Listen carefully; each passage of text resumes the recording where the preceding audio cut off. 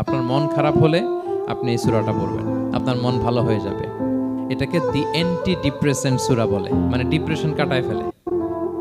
আমাদের এরকম অনেক সময় হয় না যে হতাশ, দেয়ালে পিঠ ঠেকে গেছে, কোনো বের হওয়ার রাস্তা নাই, কই যাব, কোথাও সফলতা নাই, সবাই আমাকে ভুল বুঝতেছে, এরকম মাঝে মাঝে হয় না? আমাদের সবার লাইফে আপস অ্যান্ড ডাউনস আছে।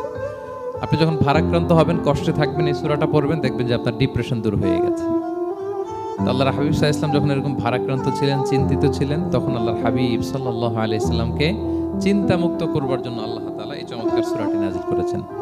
আল্লাহ নাযিল করলেন, আউযু বিল্লাহি মিনাশ শাইতানির রাজিম, বিসমিল্লাহির রাহমানির রাহিম, ওয়াদ-দুহা ওয়াল লাইলি ইযা সাজা মা ওয়াদ্দাআকা রাব্বুকা ওয়া মা ক্বালা ওয়ালাল আখিরাতু খায়রুল লাকা মিনাল উলা ওয়ালা সাওফা ইউতিকা রাব্বুকা ফাতারদা।